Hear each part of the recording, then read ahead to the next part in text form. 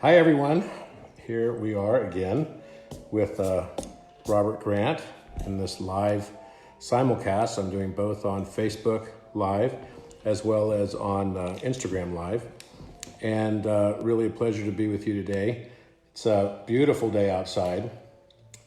It's probably about 70 degrees, and everything just seems totally gorgeous and normal when you go outside. But obviously we're all kind of stuck inside of our houses, at least many of us are. I think I saw yesterday that about a quarter of Americans are kind of stuck inside their homes right now. So this gives us a fantastic opportunity to talk about philosophy and about geometry. Now, I only have one music stand, so I wasn't able to get this kind of same setup for the crowd that's on Facebook, but you'll still be able to see what I'm drawing here in a moment. And today, we're going to learn about the icosahedron. And so, looking forward to starting that discussion with you. Now, the icosahedron is a very special geometry. In alchemy, it's associated with water.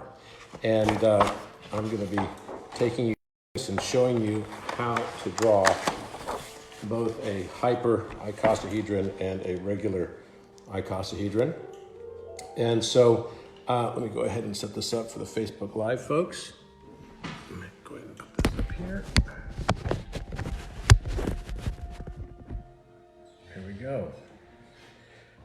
All right, so I have, again, lots of people have asked me several times now what kind of ruler this is. And I just noticed it's called a Westcott ruler. So Westcott, W-E-S-T-C-O-T-T. And I think I bought this at either an art supply or even possibly it was at a CVS or something. I can't exactly remember, but it's a fantastic ruler to use for drawing geometry and such. And lots of people have also asked what kind of pencils I use. Today I'm using the Faber-Castell line, which is a really nice pencil series, but if you would like to use a regular yellow pencil, I use tons of these yellow pencils too. You can buy them at any CVS, and all these stores are still open, all the stores that sell like food and such, and you can pretty much find any of those types of things there. And then the types of compasses I use, they vary. Someone asked me about the compass, and this particular compass is made by Alvin, A-L-V-I-N, and it's a very good compass. And this one, I'm not even sure I can read it, it's so small. Oh, it's also Alvin. So here we go. It's on the other side, also Alvin. So Alvin seems to make really good compasses, and they are ones I really like to use. So to start off, I'm going to, you can use a number 2 pencil pretty much on everything. But I'm going to use a lead that's going to be much lighter for my framing and background, so that if I want to erase it, I can, and then I can only be left with the image that I'm drawing. So as with yesterday, I'm going to start in the center of the page. Let's make sure everyone can see this, okay? And I'm going to draw a line right here, right down the middle. And then I'm going to draw another line here that's going to be horizontal.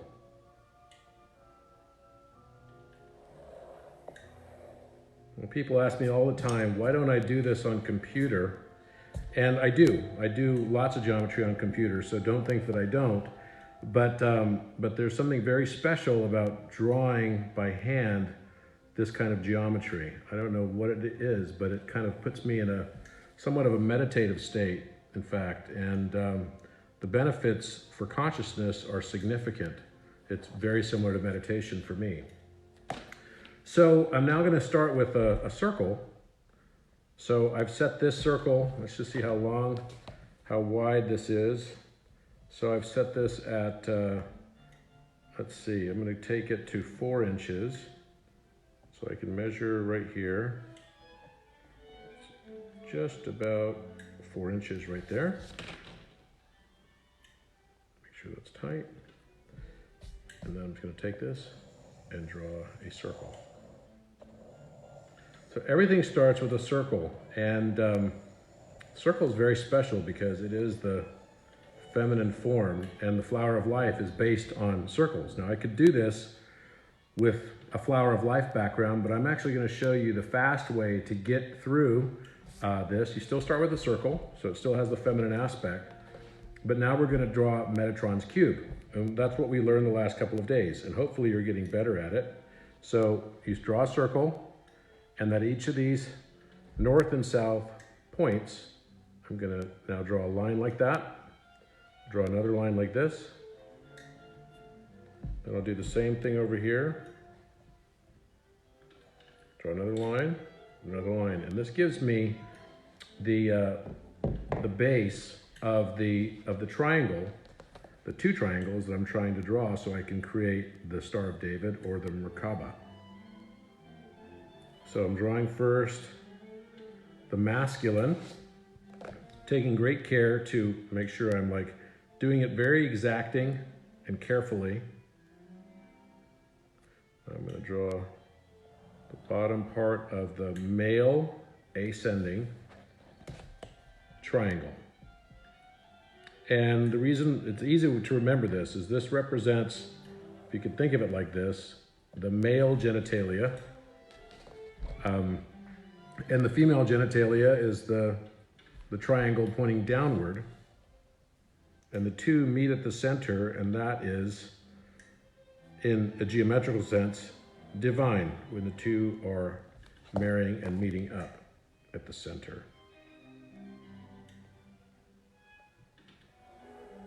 So now I'm almost finished with my triangle that is the female form triangle. Again, one of the beauties of this particular kind of ruler is that I can just marry the line up that's on the north-south axis, or the y-axis in this case, against these lines at the center, and I don't have to worry about making sure that everything's perfectly level across the board. That does it for me, okay? Now I'm going to start drawing, just like yesterday, some extra lines here that will give me greater perspective, and eventually will get me to a phi relationship of dimension, phi being the golden number. Now you might say, well, why is this phi?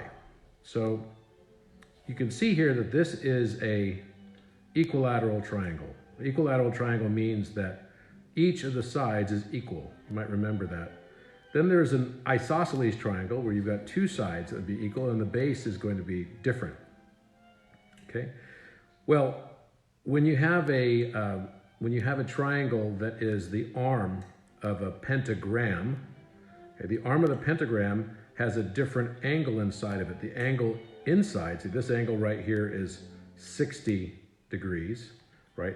And the angle outside against 180 degrees, right, would be 120 degrees.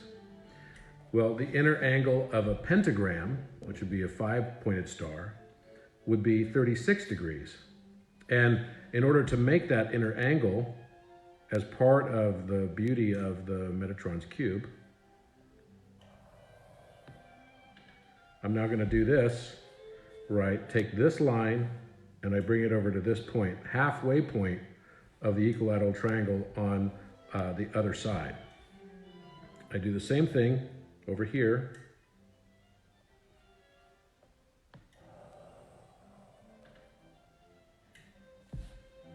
And now I've got an inner angle here, right, of the same that is going to be of a pentagram.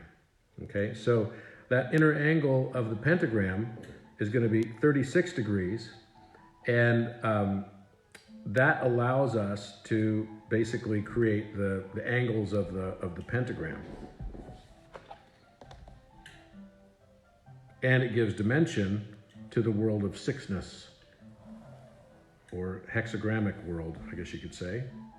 I'll keep drawing this. After a while, this becomes just very natural to you. You don't really have to think about it much. It just starts to come out. It's not difficult. You just go around the circle as you do this.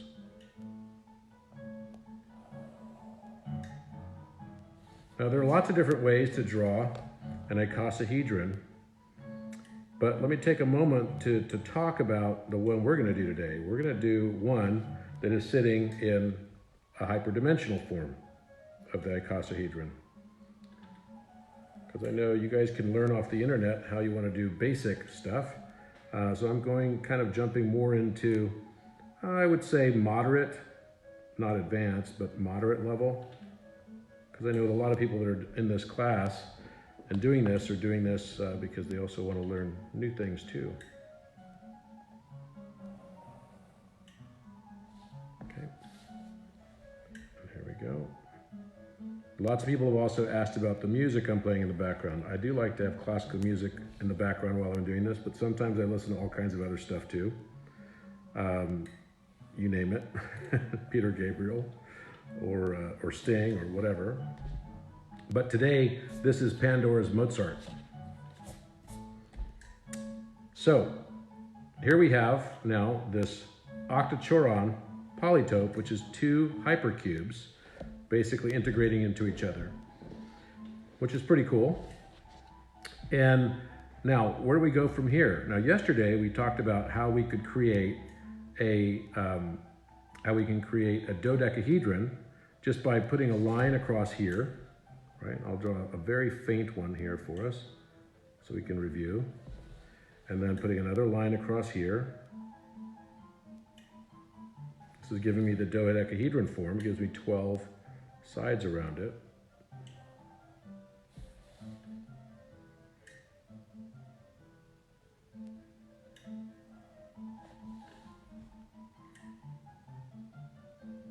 Dodecahedron has 12 sides, and each one of them is a pentagon.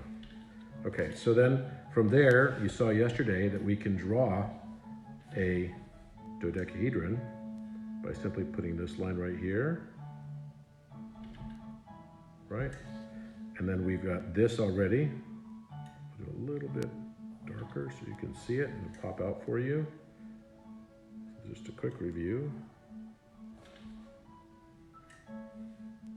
So that's the beauty of this Metatron's cube. The lines are natural to the structure, so you don't even have to add much to these lines. They're already there. Look at that.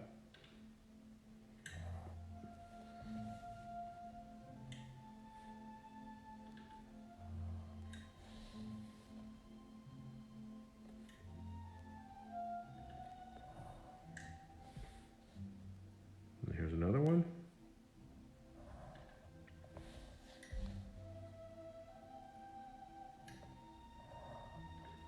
Now, if you want to see this on the perspective from the camera above, then go on my Instagram story and you can watch it from above.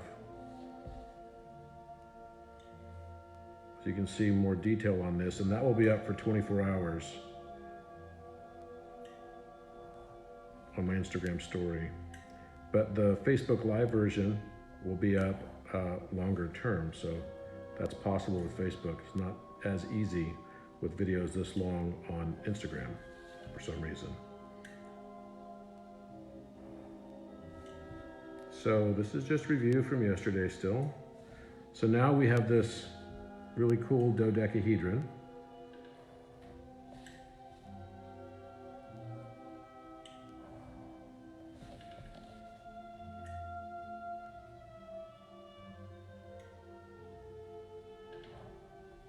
Okay, there's the dodecahedron. You can see each one of these five-sided pentagons. Now, the backgrounds are also in here. So this would be the back side of the structure. Perfectly situated inside, which is kind of amazing when you think about it. You know, these background structures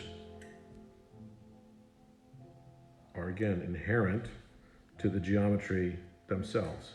So you can see this right here. Sometimes it just takes a little bit of concentration to be able to pull that geometry out and use your pattern recognition to see where it is sitting inside of this structure is sort of hidden sometimes. The background structure can be kind of hidden in here. And then all of a sudden it pops in, you're like, oh, I see it now. And practicing this kind of work really helps you with pattern recognition in general. Pattern recognition, I think, is a really important element of what makes us human. So there we go, we've got a dodecahedron. Now, how do we convert this? We talked yesterday about the cube, and of course, we can make a tetrahedron. I'll just show you that real quick, right inside here. So I'm just going to draw another one of these Merkaba. I'll draw the male structure of it. And yesterday, you remember also, I showed you how to draw the octahedron, which again, you can see an octahedron sitting right inside here too. If I made this structure looks like a pyramid, and then it's in this perspective already, like you're looking down on it from like a helicopter or something.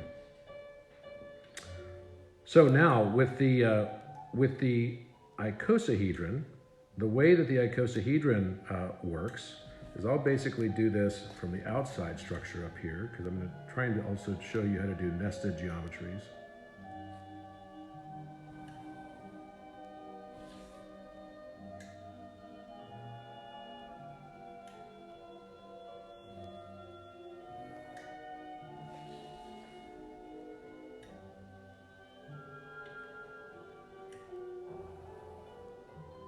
Very often I just start drawing these, I don't even know what I'm going to come up with at the end. I just kind of let the creativity flow and see what new things I find. Last night I found a totally new geometry. I don't even have a name for it. And that's the beauty again of Metatron's cube and the flower of life, is it will yield for you virtually any kind of geometry. Okay, so now if I want to go a step further on this, if I were to take this same thing here, I'm going to draw some circles around this.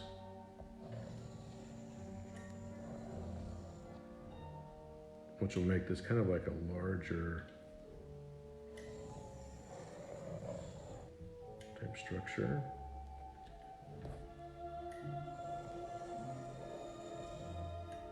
It's already forming a flower of life. You see that in the center? It's a seed.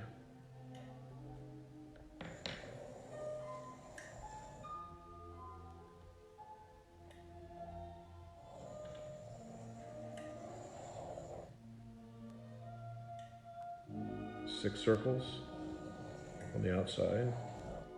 The seventh and the first are the same. I think there's some esoteric value in that, probably. And as we kind of look at to see where I would take this to the icosahedron level, is basically it's now going to be in this same construct, right? The icosahedron will have a pointed top to it. Okay, now there's two ways to draw the icosahedron. One is going to be in a more basic structure, which would be just like this. Now you can see it if you look closely enough, because I drew this tetrahedron structure in the center. I'll put that more bolded as well for you right here. So this is a tetrahedron, which has 4 sides.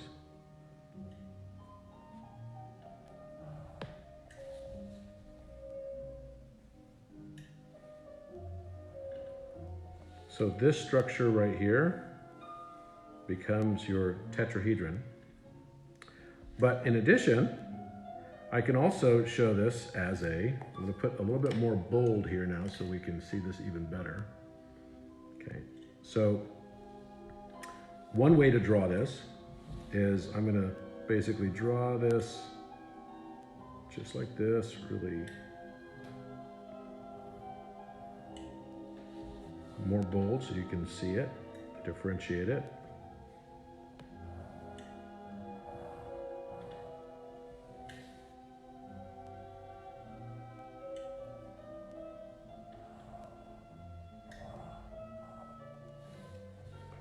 Now look, here we go.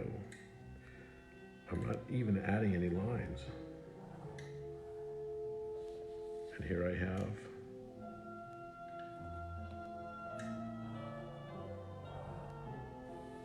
the icosahedron is already coming to life for us, right? Now the icosahedron represents water. Now what makes it so special that it represents water? You know, cymatic tests have basically shown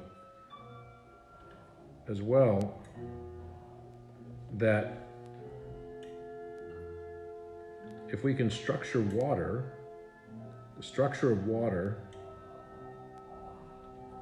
should be, ideally, this structure of the icosahedron. I've actually seen microscopic photographs of water molecules, and when they're structured well, they look just like this.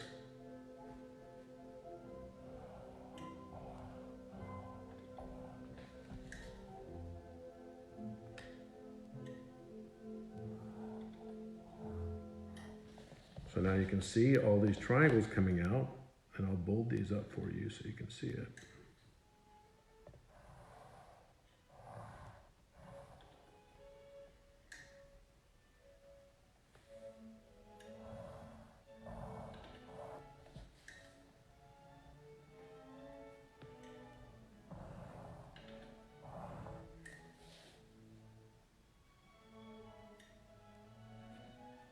Now here we have a very nice icosahedron. Now the icosahedron, put one more line in here, has 20 triangular faces, and the 20 triangular faces, we'll these two lines down at the bottom too, a little bit more. 20 triangular faces, and each of those faces has 180 degrees as its interior sum of angles.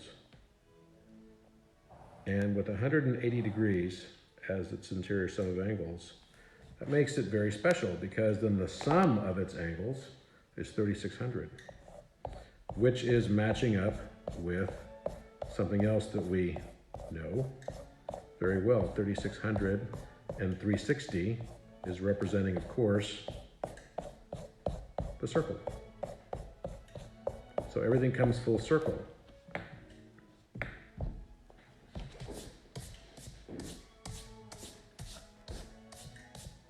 Now, since I want to keep these cool circles in here, I'm going to go ahead and retrace these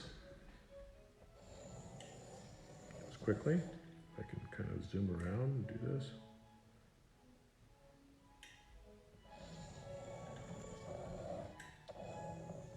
I'd like to keep that flower of life in the center.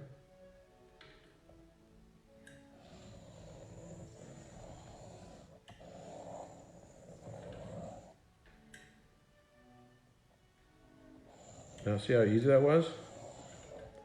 Not difficult at all. And you can imagine a water molecule.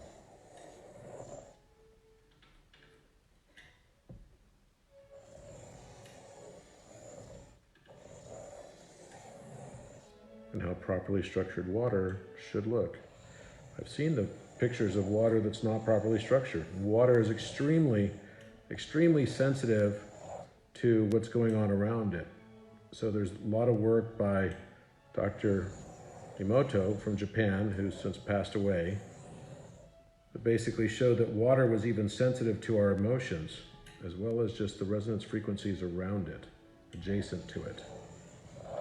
And yet our bodies are made up of over 70% water. And of course it's gonna have an impact. It'll be impacted by all kinds of different things that would be frequencies around it. So now what do we have here? What do we have? Well, we started off with the regular Star of David. We then moved into and reviewed the dodecahedron. We can even take this to another level and say we're going to put a nested hyper version of the octahedron that we drew yesterday.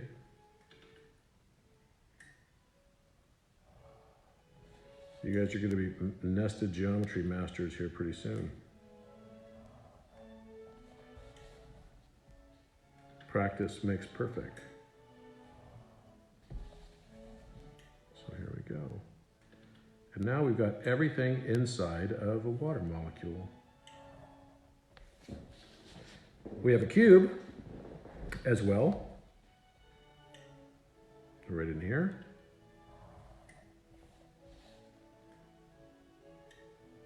And the cube could be drawn all the way to this base part, or you can even draw it to here. It would just give you a different perspective on the cube. So you've got all these different things that are available to you because of this cool natural structure of metatron. And you have to wonder, you know, who came up with this? Because it's beyond genius.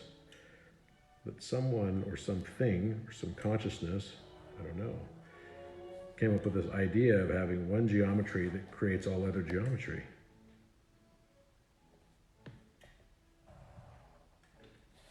Now, to say that all of this would just happen without the hand of some intelligent design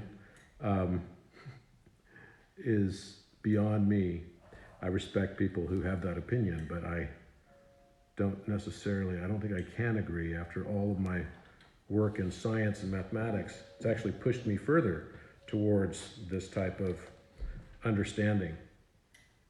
Now, what I could also do is I could put this into a slightly different perspective view of the icosahedron as well. And what would happen there is I would move this up about to here, right? I'd have to draw a more significant flower of life. There would be an intersection that would then occur as I go to larger flower of life version. And that intersection would allow me to move it up to here, and then it shows how the flower of life, as well as the icosahedron, is going to breathe. So I'll just do an abbreviated version for you off of that. It looks just like this.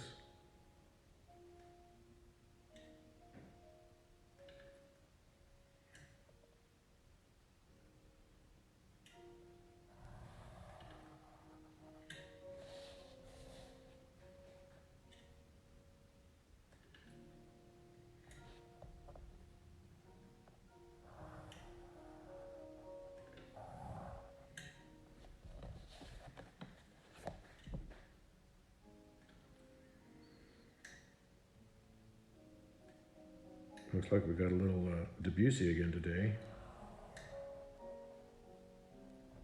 This always reminds me of Ocean's 11. And then you can create a perspective on this as well by just putting a line across here. Then one down here.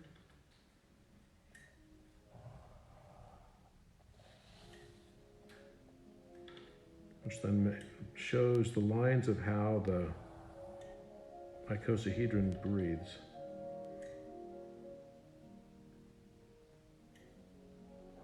Just like everything breathes.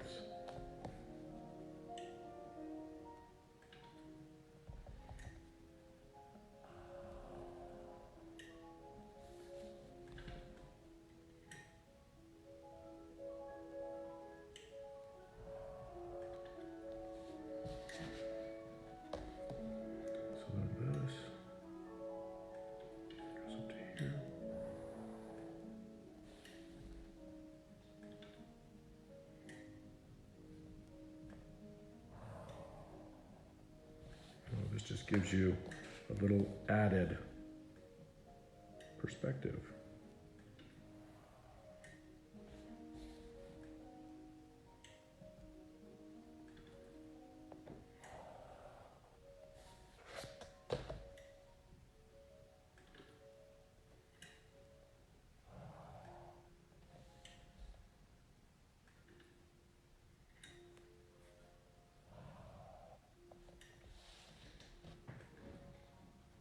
Now, we could make this even prettier by putting some other dimensional lines around it too, right?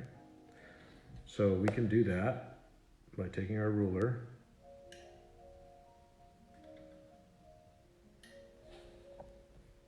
and taking it from here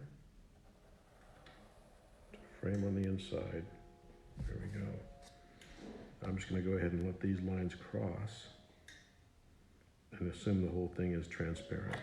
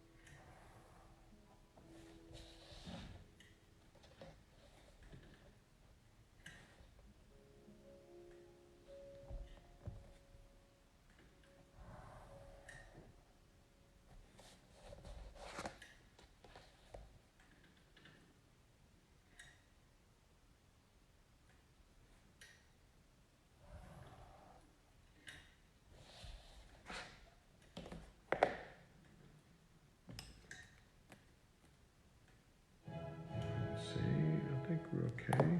Yeah. We're going to go like this. Just giving it more lines of perspective.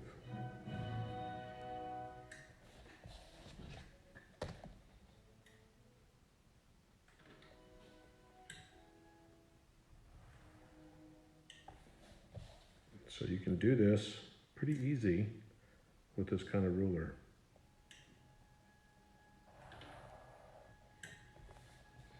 Right? I think you guys get the drift. So I can keep drawing like this, and I can just make this even more and more complex, depending on how far you want to go with that. I think I want to go all the way up there with that. There we go. And then you can use color to kind of color each of the different panes of this, and each of the different geometries within it, you can color it different colors. That helps people to be able to perceive it more significantly.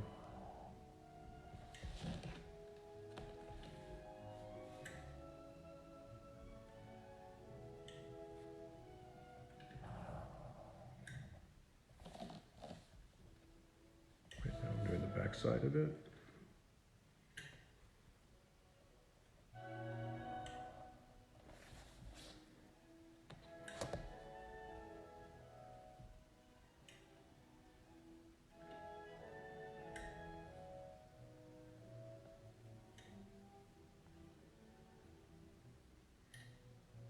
Go there. I guess there should be a middle line in here.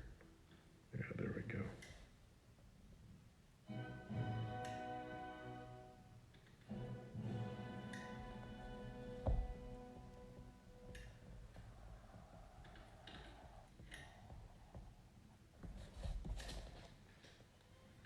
So this basically gives it an illusion of motion.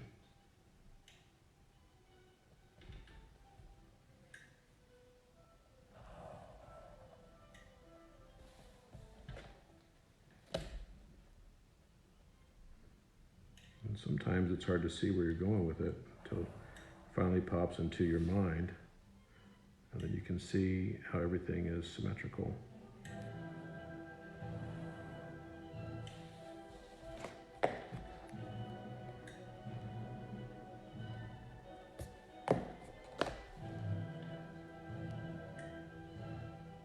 Now another thing that you can do is you can erase all the lines that are inside these lines so that you can give it, again, an illusion of greater dimensionality.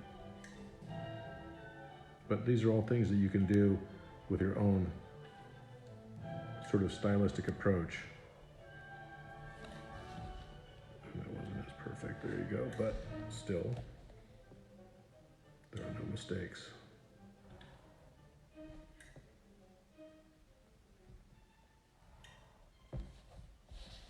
Okay, so now if we wanted to, I could take that and I could color it kind of a bluish color, I think.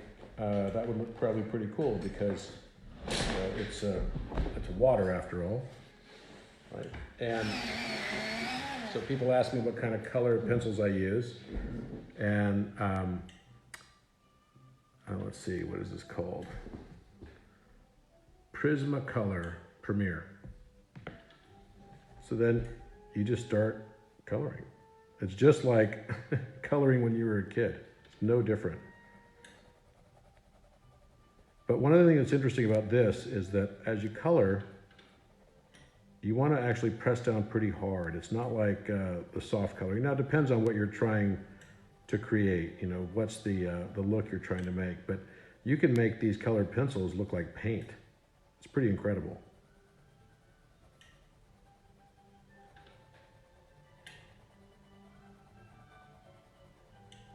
So I will finish coloring this and I will post this picture that we created here together. But I won't spend the whole time coloring it with you guys. You'll get the basic drift. And again, you'll want to use a brush or something to clear away, because if you don't, you'll smudge. You can smudge things, right? You want to make sure you get all those lines in perfectly.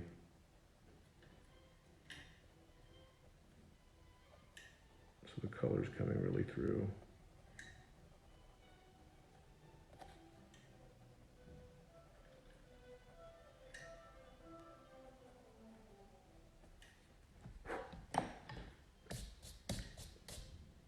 And of course, you can still use your eraser to clear away any of the smudging that can come along just as a result of your hand going over it or whatever.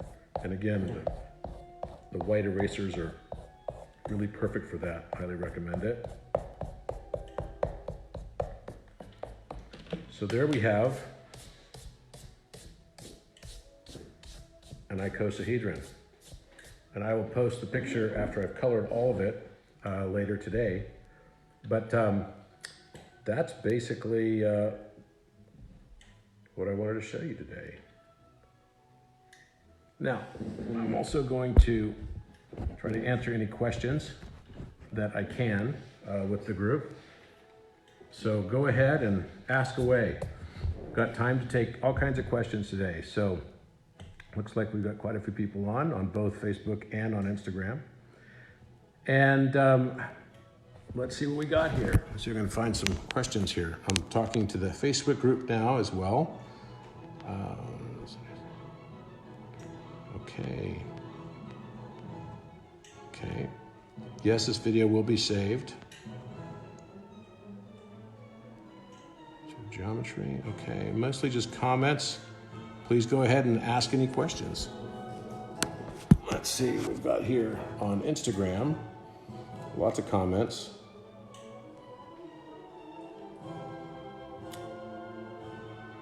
Looks like we had some problems with pausing on the internet. Didn't know about that.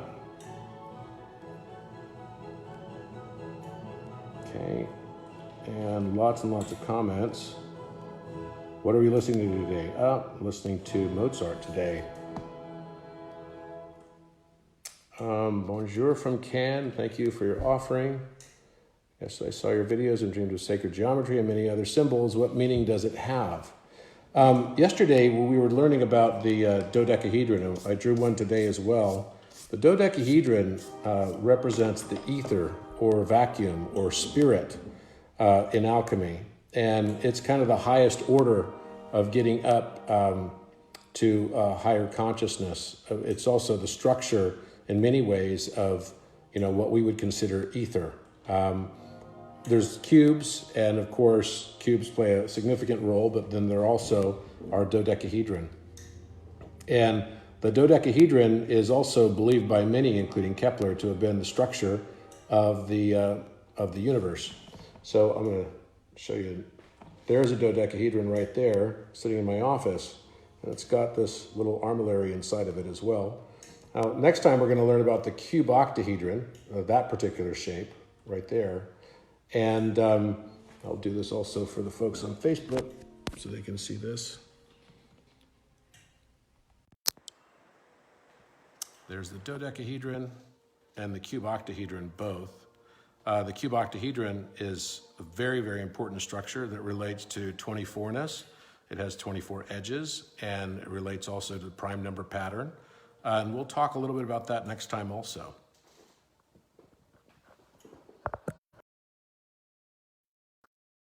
They're back. All right.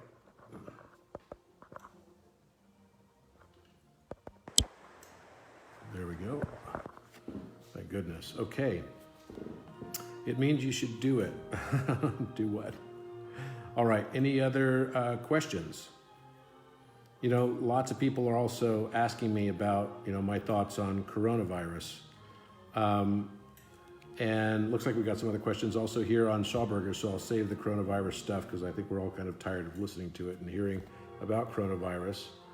But have I read Victor Schauberger's book? Yes. And am I a fan of Walter Russell? Absolutely yes. And how about John Keeley? Absolutely yes. I have so many books in my bookshelf by John Keeley and by Walter Russell and by Schauberger and Swaller de Lubnitz, several different people that are kind of in this particular field. What beyond geometrical shape? What's beyond infinity? Well, you're what's beyond infinity. I think one of the things that we're learning right now in the world is the multidimensional nature of the self. And one of the things that I think is so important for us to do right now while we're on this quarantine is to take time to know who we are. I think the biggest challenge the world faces right now is not that people don't like each other, it's that people don't like themselves. And I think if we could all learn to actually be more forgiving and more loving to ourselves, then I think that we would all be much happier in this world. And I believe that is so important that we learn how to embrace our own shadow sides, that nobody is perfect. And we shouldn't try to be perfect across the board. I just don't think that is necessary for us to try to be perfect across the board. I think we should rather learn how to embrace the side of ourselves that we don't want to show anybody else. Because in that embracing and in that merger of both, there's fantastic work that's been done on this by the work of Carl Jung. There's a book called Aeon and Individuation. And I'm a very strong believer in all of that. And I fundamentally believe that if we can all learn how to be more forgiving of ourselves, we'll be a lot more forgiving and a lot more empathetic with the world around us. And, you could think about the universe a universe, but rather a U-inverse. That when we recognize that it's a U-inverse, that everything that is inside of our subconscious is actually just reflected and projected in the world around us, then we can really realize our true nature and our own divinity and our own infinite nature, and maybe even beyond infinity. So I think this is such a great opportunity for us to be at home, to go inward. And I'm fascinated right now to see how, there are dolphins swimming around in the clear waters now of Venice. I've been to Venice many times. I've never seen inside the water, that's for sure. I mean, Venice usually looks pretty bad, but now it looks pretty incredible, I have to say. So, it's kind of amazing what's happening in the world. And I kind of wonder if the earth has just said, okay, peace out, everybody. You didn't listen to me for a long time, so I'm going to basically take over now, and you're all going to take a break. So it's like a mandated period of time that we have to reflect, and mandated period of time for us to do well by the planet also. And I see this as an opportunity, and I'm very optimistic about the future. I think that this is going to bring the change. I think this is a transmutation that the earth is going through that is also probably related to some of the frequencies going around the planet right now, some of which are absolutely just natural and some of which might be man-made also. A lot of questions about 5G. I don't know. What I can tell you is that there's never really been any significant testing, and the 7 years of testing that they claim to have done on 5G was not really on biological testing. It wasn't done on humans or on animals. And I watched the Senate subcommittee hearing on that. And, I do a lot of research in the field of biotechnology and in particular DNA and what happens with how you can change and you can edit DNA using sound and light. So there are certain frequencies that candidly we should not use. And that's why there are certain frequencies that cause cancers, in the ultraviolet spectrum in particular. And there are certain frequencies among sound that would also cause us problems. And so you could basically just take those notes down to the lower octaves to figure out what they would be in sound. Light is the sound that we, is the sound that we cannot hear. And sound is the light that we can't see.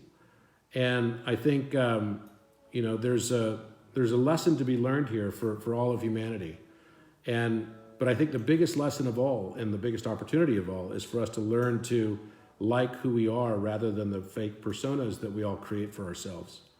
And if you have people in your life that don't like you for who you are or expect you to change, they're probably not the right people in your life. So this is a real chance to take inventory and to figure out what it is you want in your life, and create the existence around you that you want.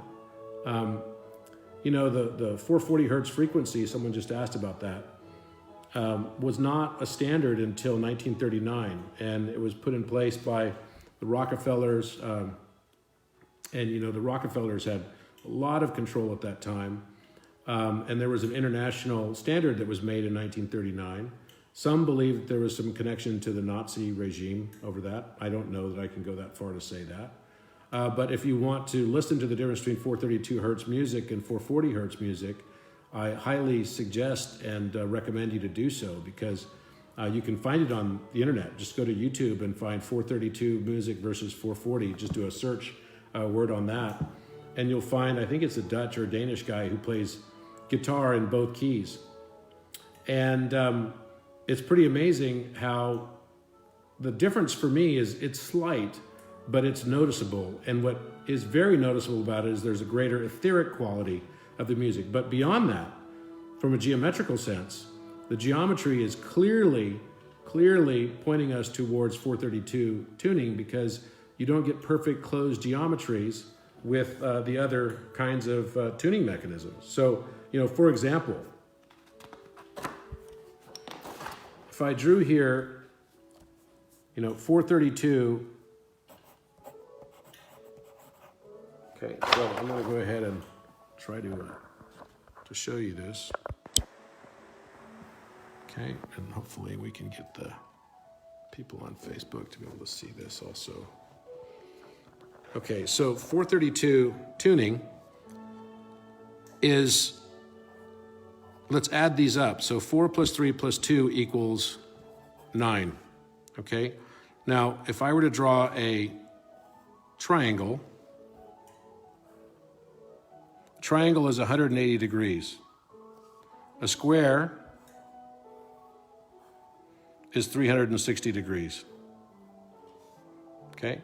Then we're going to draw a pentagon, which is 540 degrees.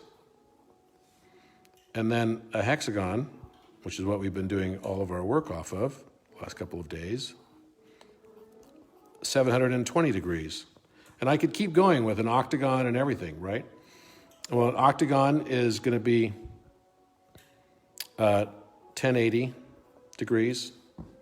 A heptagon, so that's octagon. Heptagon, which is 7-gon, equals 900 degrees.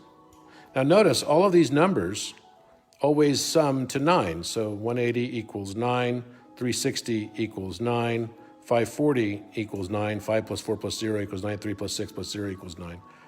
7 plus 2 equals 9, heptagon 9, octagon 9, and then it continues to go that way forever, without exception.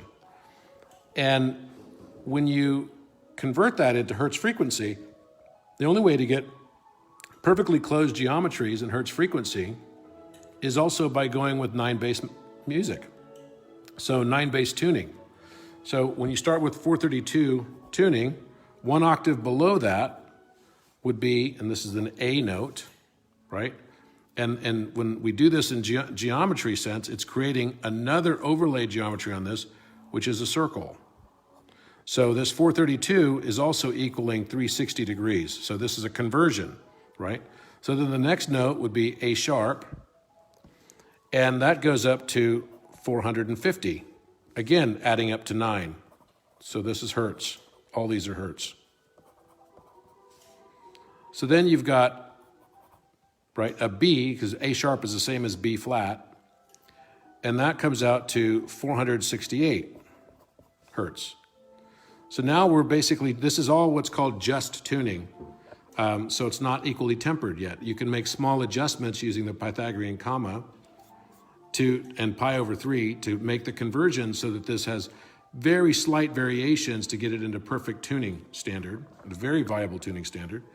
And then C becomes 504 hertz. So you have kind of a gap right in here, right? Because you've shifted polarity. And what this is creating is it's creating a square. Looks kind of like a diamond when you put it in the circle. But you know, whether you tune to C or you tune to A, you're basically getting a square and a circle relationship. The C sharp becomes 540 hertz. Again, always adding to 9. And then D equals 576 hertz, which is also 24 squared, by the way. So that's 24 squared. And then you have D sharp, which is the same as E flat. And each of these notes just keeps going up until you finally get up to the next A, which is 864. And by the way, that 864 is the diameter of the sun in miles, 864,000 miles. Now, how in the heck did they know this? It also happens to be 86,400 is the number of seconds in one day. So, you know, you look at the icosahedron, the same is true with the dodecahedron, which is 6480, sum of angles. The dodecahedron, so dodeca equals 6480. You've got icosahedron, which equals 3600. Now, all these adding up to 9 again, right? You've got a tetrahedron, right? The tetrahedron is adding up to 720 degrees. These are all in degrees. And then you have a cube, which is 2160, right? That's the number of years in one aeon, 2,160 years. It also happens to be the nautical mile measurement for the circumference of the Earth, 21,600 nautical miles. And by the way, the speed of light in nautical miles per second is the same as the phi number, 161,800 is nautical miles for light speed. Look it up. So that's 1618, right? It's the same as phi. Now we get stuck because people aren't looking at where the decimals are, or they're paying way too much attention to them, rather. And as soon as you go away from that, then you can start to see how all of this is patterned, like without a doubt patterned. You got an octahedron here, which is 1440. Now, each of these are musical notes. If I were just to make direct conversions, right, 1440 would be an F sharp in 432 tuning. 2160 is a C sharp in 432 tuning. A tetrahedron at 720 is again the F sharp. The icosahedron is going to be an, so you got to basically take 360, so that's again an F sharp. And you've got a dodecahedron, which is 648, so that's going to be 324. That is a, gosh, off the top of my head, what note is that? 324, let's see. 324, 648, it's going to be, I can't remember right now off the top of my head, but it's a note in the same 432 tuning. And, this is why you want to move towards closed geometries. So we got some questions here. The face of a cube has 9 areas, but never more than 6 dots showing. Even when the cube shows one dot, there is 8 voids. Subtle trace of a common foundation to reality itself. Cool stuff. Will this be available to watch later? Yes, it will. Yeah, again, there's another point someone's making about, 1440, which is the same as the octahedron, times 5 equals 7920, which is the diameter of the Earth in miles. And these are all chords. This is exactly what Kepler and Newton and everybody basically had said, that everything is about how we perceive, I guess, how we look at the imperial measurement system, which is fundamental to both 2-dimensional Euclidean geometry and 3-dimensional cubic and spherical geometry. And it's fundamental ratios, and I'll spend some time talking about that. I've done lots of posts on it already, but fundamental ratios that are inherent to nature, and the mile is fundamental to that. So be happy to expand on that in one of our next sessions, but we're gonna have to wrap up here in just a minute. So I guess the Earth is not flat. No, it's not flat. So let's see what we've got here on the other group. Let's see. Please submit these into posters. I want to help too. Geometrics are the building blocks of life. Could not agree more. Could not agree more on that. The jewels right in the middle of the outer box are okay. Geometrics are infinite. So beautiful. It is. The universe is beautiful in and of itself. It is gorgeous. It's amazing if you just stop and smell the roses and you stop and notice what's happening around us in the world and how beautiful it truly is. And we just get in our busy hustle bustle lives that we forget just how incredible it truly is. And why is that? Well, I think because there is something greater than us that's actually just part of us. It's the other side of us. I tried the flower of life with a ruler and a coin, but it didn't work out. I didn't do any more for lack of drawing materials. Also dreamed of that flower of life. Okay. You know what? There's another tool you can use that's really nice. And there are little framing things you can get at a lot of stores as well. But there are compasses at every drugstore. I'm telling you, they're there. Just go look for them. It's next to the pencils and the rulers. But there's also other ways to draw without a compass, which is these circle frames that they have different sizes and everything. Usually they're kind of a green or a gray color, and those work too really well. I carry those around with me pretty often too. So I think, the question about infinity is also, is the number 0 nothing, or is it everything with a boundary? Maybe the entire universe is a giant 0. Don't know. But it definitely speaks to me because I think within the number 0 is everything and nothingness, both. It's a boundary condition. You can think about, you could take a circle and then within that you can have infinity. You can just keep cutting the circle up, just like cutting octaves infinitely, and go on forever, literally. Well, we've only got a few seconds left, so thank you so much for joining me today, and I'll look forward to seeing you. This will be on Facebook Live. It's also going to be on Instagram. If you just go on to my Instagram page, you'll find it on my story. But I'll see you tomorrow, and we'll talk more about this stuff. Have a good day, guys. Bye. Love you.